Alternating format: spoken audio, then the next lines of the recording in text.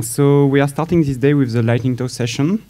The idea is really to leave a short time for each of our speakers to present quickly and concisely a key idea or a project that have been carried out, and to, I would say, expand a bit the scope of the GeOnG with things that are a bit less, potentially less connected with the topic of the conference this year, but still we thought were relevant. So presenting today, we have 6 speakers. The first one is Florian Pujol from Humanity and Inclusion, former Handicap International. His presentation will be about Leave No One Behind, the question of disability in data collection. Second presenter is Artur Gil from the University of Azores. He will present on using Google Earth Engine platform for monitoring Azores Islands land use and terrestrial ecosystem. Third presenter, Christophe Cloquet from Poppy. He will present on the topic of GAFAM and/or open source. Fourth presenter, Laurène Barlet from Solidarités International, on the topic of OCTOPUS, the operational collaborative tool of ongoing practices in urgent sanitation. Fifth presenter from the CartONG team is Claudia Grigore. She's speaking on behalf of the Needs Assessment Working Group, and she will present about building a toolkit for better needs assessment. And last but not least, Ivan Lopes from UNHCR will present on flood analysis in a refugee camp during an emergency. So each of them have 5 minutes. I will ask them to come one after the other. But first, I will just show you a quick glance at today's agenda. So as I said, we are starting with the lightning talks, and then the agenda is pretty straightforward today. So we start with the lightning talks. After that, we will have a quick presentation by Simon Johnson. You probably have all seen Simon upstairs. He had one of the booths on the side of the sponsor. And he's been carrying on for a few months now, I would say, brainstorming on the question of hype versus non-hype in the humanitarian sector. We thought it would be a nice angle to kind of wrap up some topics that were presented over the conference. So he has been collecting your feedback upstairs during the 2 days, and he will present the preliminary results, if you want, today after the lightning talks. After that, we actually don't have a coffee break, so we will ask you to transition directly to the workshop. Today we have longer workshops that are meant to go a bit more in details on the use of tools or processes that will be presented. So a first lot of workshop, normally your workshop presenter is supposed to leave you a short break in the middle of the workshop. If it doesn't, you can do a mutiny if you want. After that, we'll move to the lunch break, and same deal for the afternoon, long workshop with a short break in the middle. And we will invite you all to come upstairs at 4 p.m. for farewell drinks and a few goodbye words. So if your train is not leaving too early, we'd appreciate to have you to say goodbye. So I won't delay more, and I will leave the floor to Florian.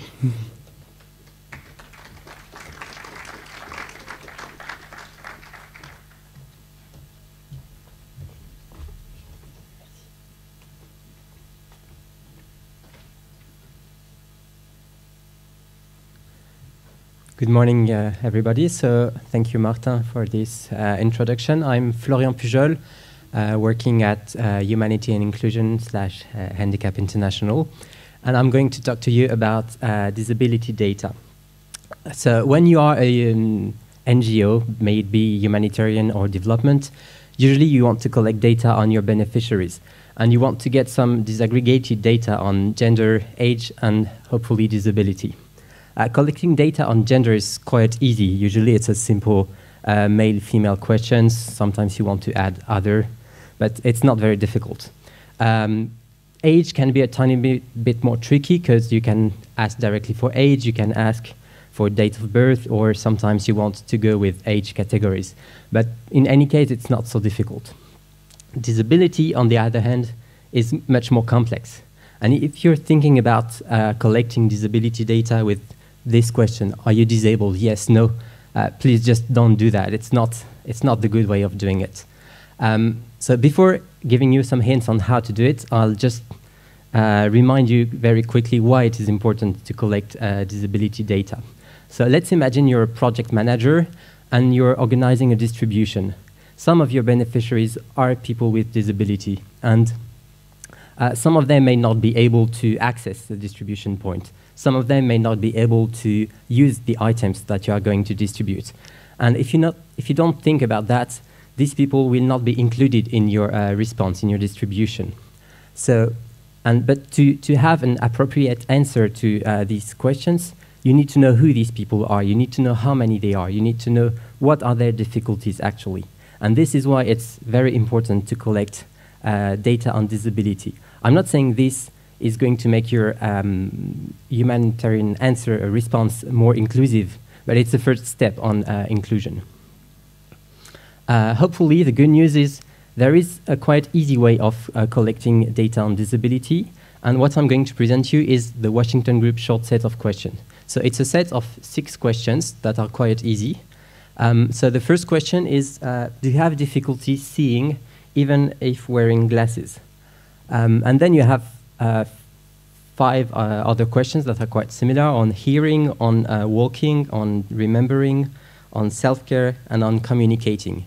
And for each of these 6 questions, you have 4 possible answers, going from no difficulty to cannot do at all. And having these 6 questions times 4 answers allows you to have a much more better understanding of disability, because disability is not a yes/no question. It's much more complex than that. There are different types of disability, there are different levels of disability, and you cannot capture all these with a single yes/no question. Also, you will notice that these 6 questions never use actually the word disability, because this word is associated in many contexts with a lot of stigma, so it's really better not using it when you're asking the question. So here, we are just asking questions about, can you do this, can you do that? It's only on basic activities. And you see that the questions are quite simple, actually. They are in a natural language that they have been designed so they are easy and anybody should be able to answer this question. And also they are easy for the data collectors to ask. Like, you don't need any medical knowledge to ask these questions. Just to conclude, I want to talk to you about a research project that HI has been conducting, because initially these questions were not designed for humanitarian action. They were actually designed for countries and governments to be used in census or surveys. So HI has been conducting the research project to evaluate and to answer 2 questions. First question was, can we actually use these questions in humanitarian action?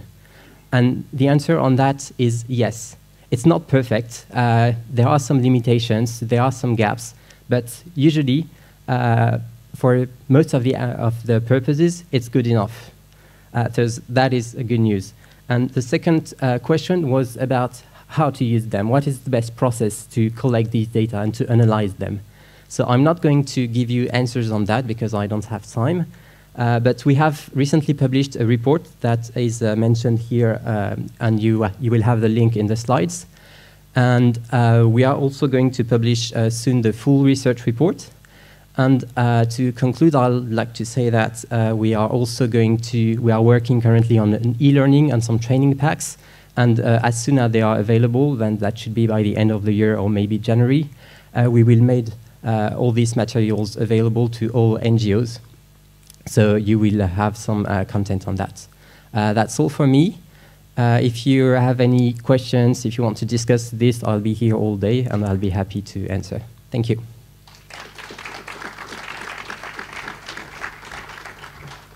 Thank you, Florian. 5 minutes, 10 seconds, very good. Up to Artur now.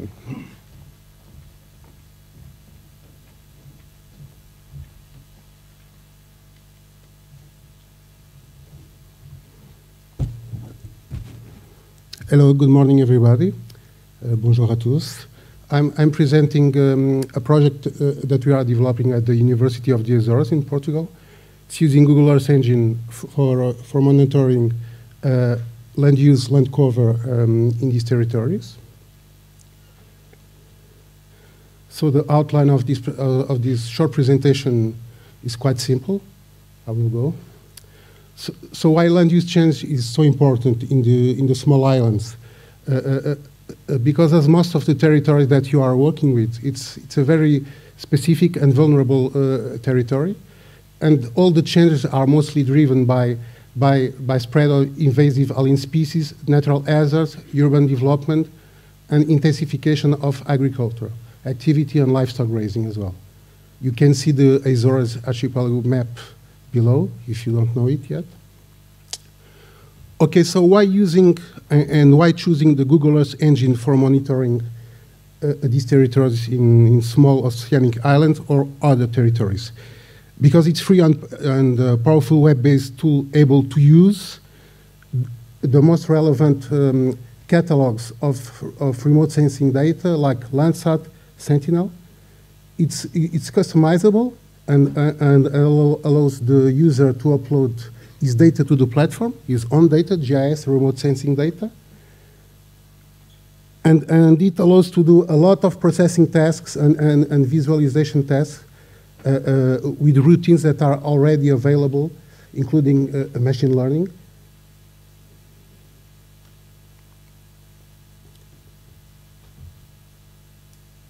What we will do is it's land and coastal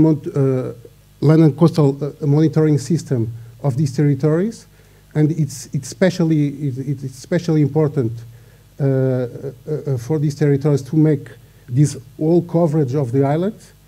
It allows as well basic and fundamental tasks as identifying the most relevant land use changes, the trade-offs, the main drivers, and it may be achieved with much lower operational cost, much larger spatial coverage, and higher accuracy and robustness. So the main functions that we will provide to the user within this tool that we are developing are the access to the catalog of available high-resolution Copernicus, optical, and SAR data, Sentinel-1 and 2. SAR data is GRD. Access to the catalog of Landsat 8 imagery. Collection of stable land cover land use sample points. And the definition of region of interest for the user. He or she will be able to do the land use land cover classification by date, by algorithm, or by negotiating about some different algorithms. It will output the basic area statistics and export it in shapefile or other format of interest. It will do the change detection between dates by algorithm, as well by negotiating among algorithms. It will do as well the basic area statistics with the indication of change type, change areas highlight with the indication of change type, and will export the results. It will do the same for the impervious surface, urban plus infrastructure mapping. It will do the change detection of impervious surface by assessing its evolution, and will also detect a very important problem issue in the Azores and in most small oceanic islands, like the landslides. It will detect it and map it. So the policy implications are that the development and implementation of this kind of tool is very important to support the decision making and to strengthen the law enforcement by public authorities, and it will constitute an effective promotion of sustainability among decision makers, landowners, managers, stakeholders, and the general public. Thank you.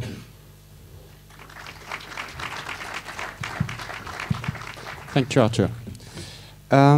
Next, we will have Christophe Cloquet presenting on GAFAM and or open source.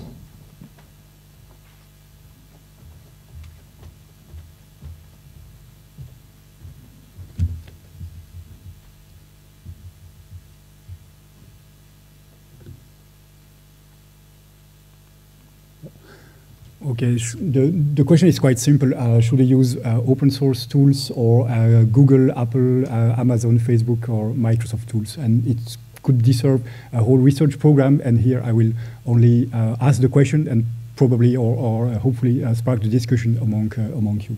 And this will be from the perspective of the practitioner, NGO practitioner in the field. First thing is that this kind of tools is really handy, usually handy Google Forms, or Google Sheets, for instance, but would sometime Framacalc or other open source deserve your time and be good enough in certain situations. QGIS, on the other hand, as a GIS, gives you a lot of freedom.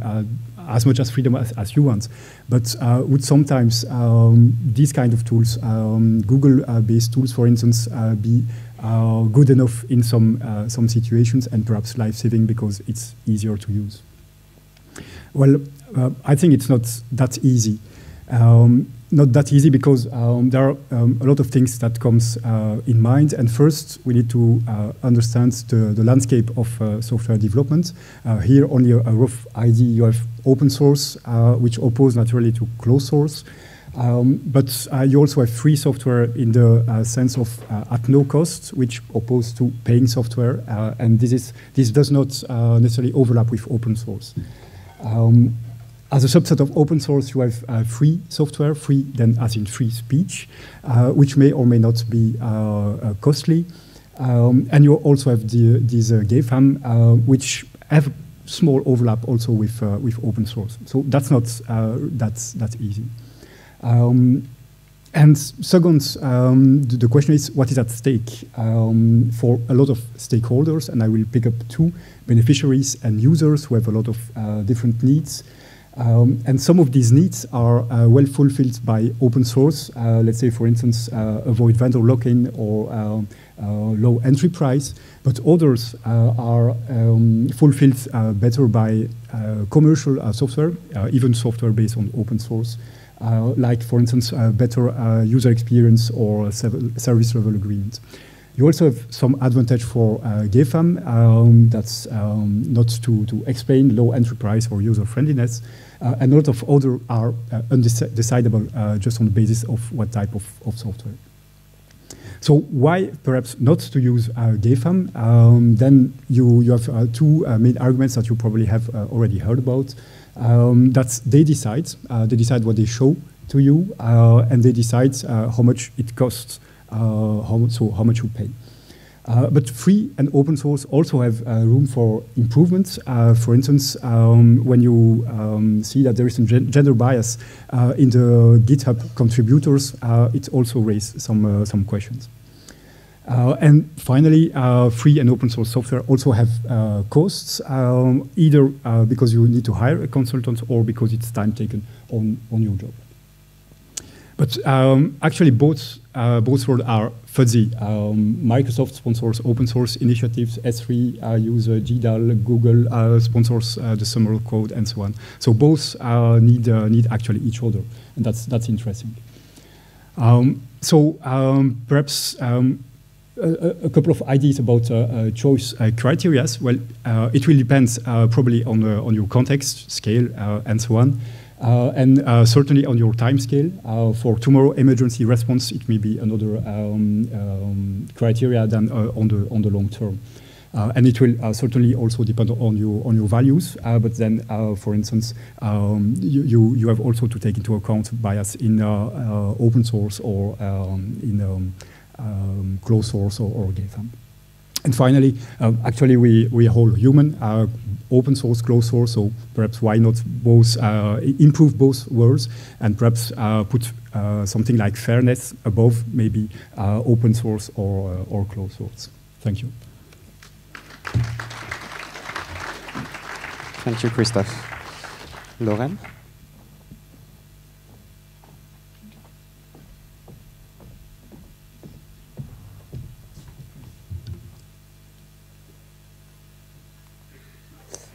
Hi, so I'm going to be talking to you about a project led by Solidarités International, funded by the HIF, for the Humanitarian Innovation Fund, and with a research partner, Barlet, around emergency sanitation that we've called OCTOPUS.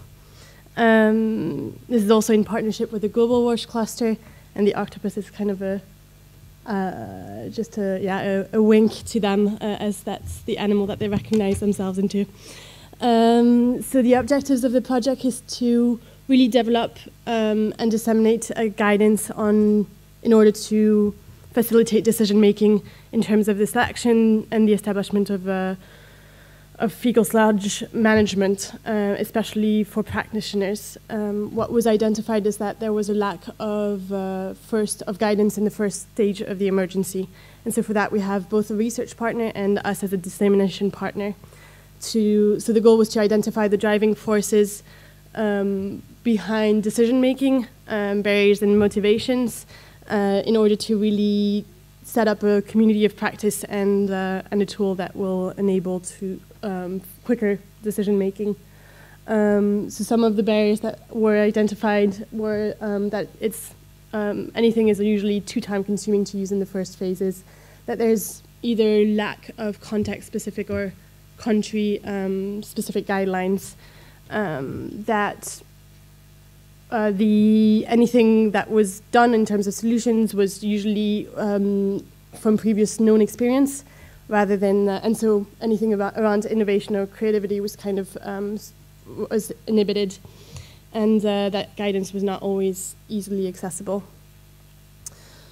In terms of motivations from the community as a whole, the use of guidance was helpful in verifying the solutions that were set up, or having the validation from the clusters kind of helped ensuring that we were making the right decisions on the ground. And there was a preference for peer-to-peer, and we came up with the creation of the online platform called OCTOPUS. It's still in development, and we're trying to get it to the production stage by the end of November for 2019. So it's a pop-up platform for emergency, and we look at crisis, each crisis. So the first case will be in Cox's Bazar, and we're already getting case studies from different agencies. So the idea is to have common case studies and indicators that we can compare solutions, and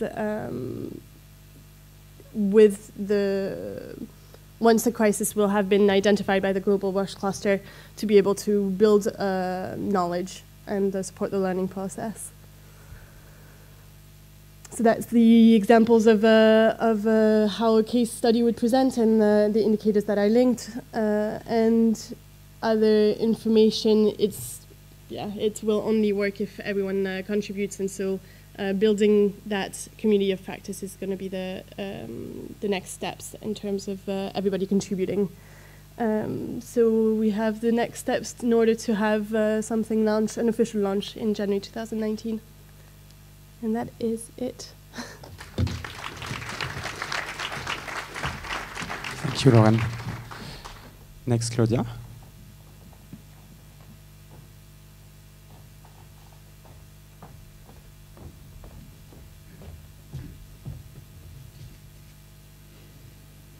So good morning, everybody. My name is Claudia Grigore. I'm from CartONG, and I'm here on the scene on behalf of the Needs Assessment Informal Working Group to present you the toolkit that we are currently putting in place, building a toolkit for better needs assessment.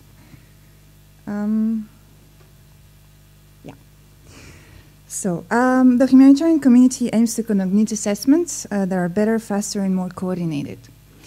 Along the way, a wide variety of needs assessment handbooks and tools have been developed, updated, and revised. For instance, currently there are at least 50 guidelines on how to undertake a multi-assessment in humanitarian settings. If this continues, there will be as many needs assessment packages as actors in the humanitarian field. So, what are the potential consequences, or let's say inefficiencies of this?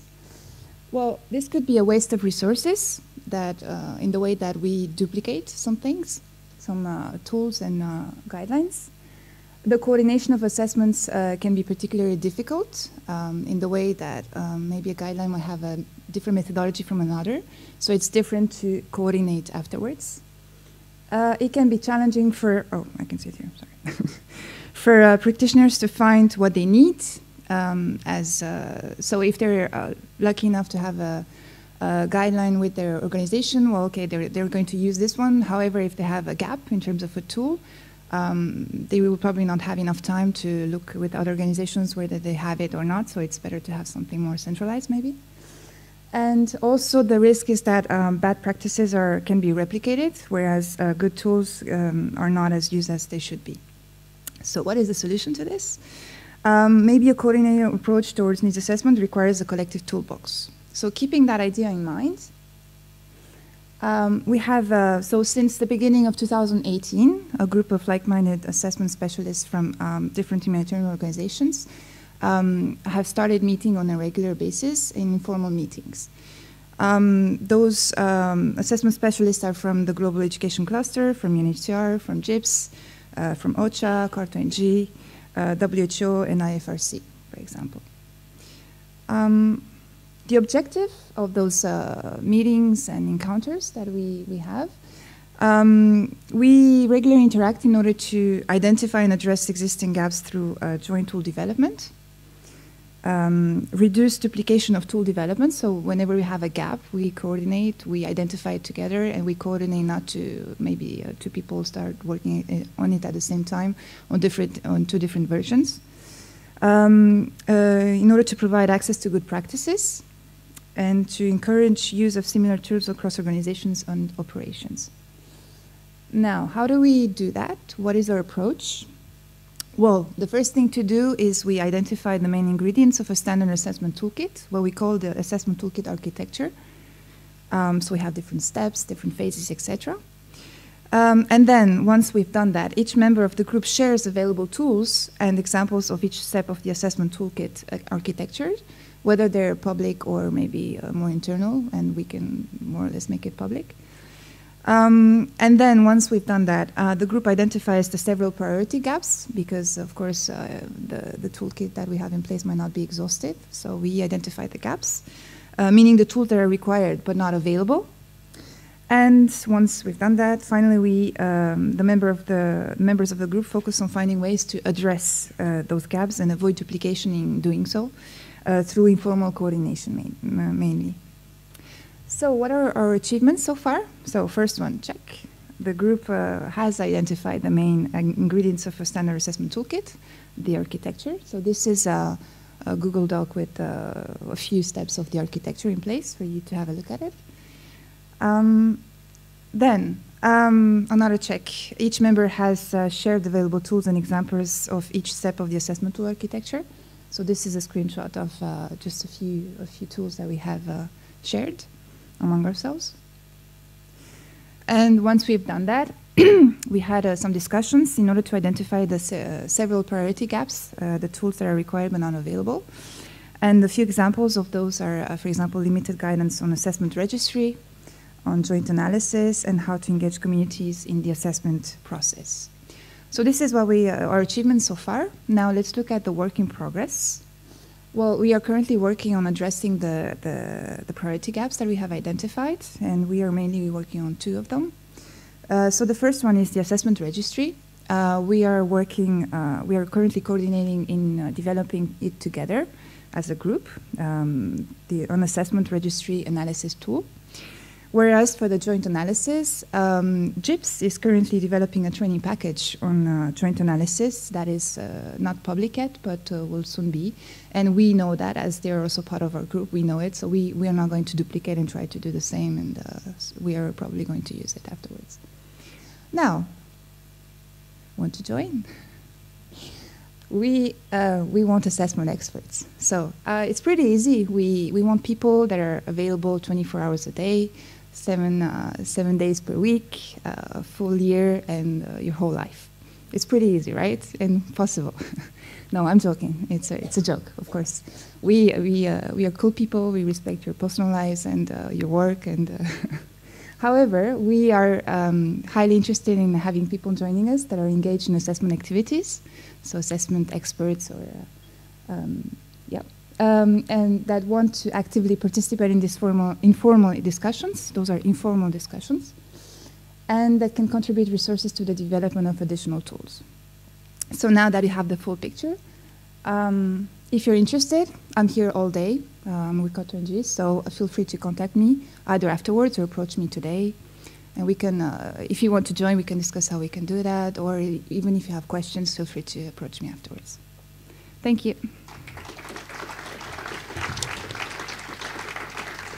Thank you, Claudia. And up next, Ivan.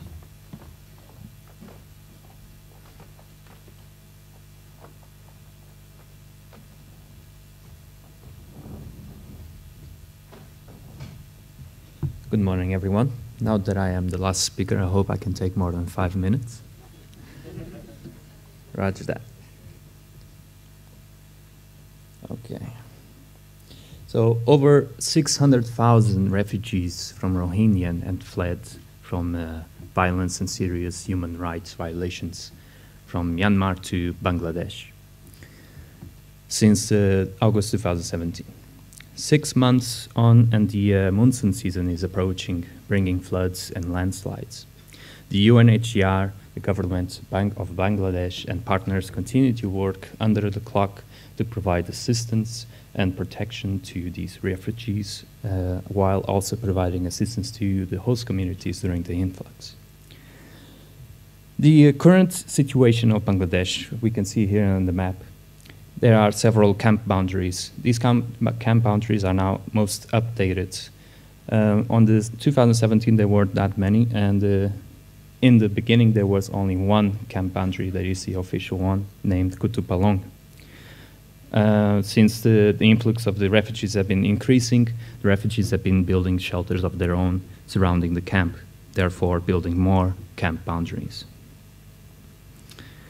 We know as for a fact that in order to calculate the floods and landslides, we must take into consideration about certain factors such like precipitation levels, types of soil, geology, land use, slope, elevation, and many others. However, the field operation is able to support with us with the shapefiles and rasters, just like digital elevation model, the contour lines, the camp boundaries, shelters, footprints, and historic flooding data. However, as a local knowledge, we also know that the type of soil in that area is considered to be a sedimentary with a certain particular size that is susceptible to floods and landslides.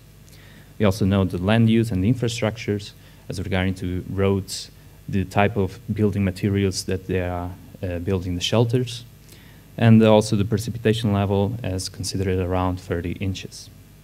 We also use software from Azore as the ArcMap desktop. We also use Blender and ArcSyn to build a simulation in 3D of the floods in the camp. I'm not going to follow through too much in detail, but this is the methodology we use in order to calculate the floods and its volume. And with the aid of the DEM digital elevation model, we were able to calculate the slopes. And we had the 3 different kinds of layers of slopes regarding to degrees that they have. And we choose several of them, such as up to 30 degrees, and calculate the landslides from them. Afterwards, we draw the floods and the cutoff areas that are created by those floods. And these points in green are the footprints of the shelters by that time. And we were able to identify which ones were flooded and which ones were not. With this kind of analysis, we were able to provide with maps regarding to floods, risk hazards of the landslides, and also infographics to deploy statistics units in order to increase decision-making support. And lastly, we also have a story map through Azore technology as well, which I would love to press the link, but it won't be able to. So get in contact with me and I'll be happy to share the link. Thank you.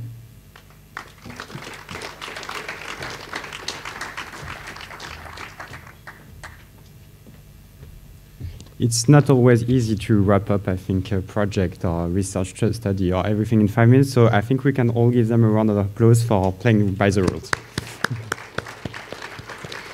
So I will invite you now to leave the stage, and we will leave the floor to Simon, who will do his presentation on hype versus non-hype technologies. Simon, surprise us.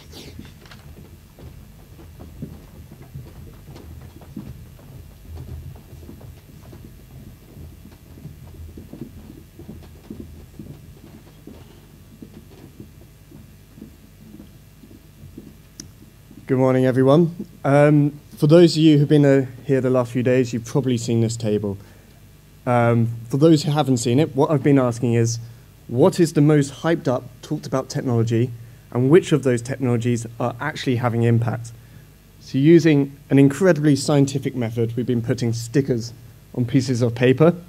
The vertical axis represents how much people are talking about the technology, and the horizontal axis represents how much impact it is On the right, lots of impact. At the top, lots of hype. And we've also been asking people to put post-it notes on with comments as well. There's no difference in the color of the stickers. Anyone could use any color. So I'm going to go through some of the highlights. One thing to note is someone pointed out, actually, I asked lots of impact, but actually some people thought a technology might have negative impact, but still lots of impact. So being on the right is not necessarily always a good thing. So some didn't have much consensus, so 3D printing here, a big range of opinions. Some people saying lots of hype and no impact in the future, and other people thinking it's going to really change the work we do. Other ones, like dashboards, there was really good consensus and not a big range of opinions. This one amused me a bit, cryptocurrency, because someone's gone completely off the chart, up past the title, to express their opinion on how much hype there is. And this one I found interesting as well was lots of stickers on the axis for rumor sentiment analysis. Like they had an opinion on one of them, but not the other, so they just put it in the middle. Yeah, and one person right in the middle, no opinion either way. But with no more delay, the top 5 for hype. So the wisdom of the crowd here. Number 5, big data. Number 4, artificial intelligence. Number 3, cloud computing. 2, cryptocurrency. And any guesses for number 1? That's right, blockchain. But what's interesting though, some people do think it's going to have impact even if it is hype right now. And we got the post-it note there, no more talk of blockchain, please. But more importantly, top 5 for impact. So hopefully these are technologies we're all using quite often. Number 5, mobile data collection. Number 4, the humanitarian data exchange. Artificial intelligence, cloud computing's hyped, but also a lot of impact. And any guesses for number 1? That's right, we're at a mapping conference. So OpenStreetMap is the most impactful technology we have. But as you can see, definitely underhyped. We should be talking about it more and sharing it with our colleagues. So here's the overall chart. I used a very scientific method, good enough rather than perfection, sort of looking at the piece of paper and guessing where the center was. I'll do a more accurate one afterwards. But we can see in the overhype quadrant is blockchain, cryptocurrency, voice assistants. People here like extremes, so nothing got voted low impact or low hype. The ones we should be talking about more, the unsung heroes, IATI, Humanitarian ID, Hexor and OpenStreetMap, and all the rest were in the top quarter. For those who can't quite read out the back, I can see squinting. Here they are all written up.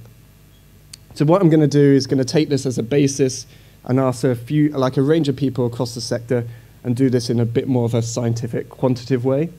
Just to show you something we did last year, we also asked people what impact that technology was having right now. So in green on the left is the current impact, and blue is the impact people thought it would have in 15 years. So here we can see it a bit. So people are thinking drones, artificial intelligence, solar power is going to have a lot of impact, a lot of change over the next 15 years. Another interesting thing I did, which hopefully you'll find amusing, is I came up with the principle of random-centered design. And this takes the technologies, random adjectives, and comes up with a new random innovation. So when management come looking for the latest thing for the donors, you can click ideate and come up with big data voice assistance for forecast-based info as a service, an open data augmented reality for solar-powered information management. Any investors? A traceable two-way messaging app for bottom-up real-time evaluation. And the last one could be real, maybe. A blockchain social network for distributed cash distributions. So I'll send out the links to all these afterwards, and there's still time to come vote, add your post-it notes, and thank you for everyone taking part over the last few days. Cheers.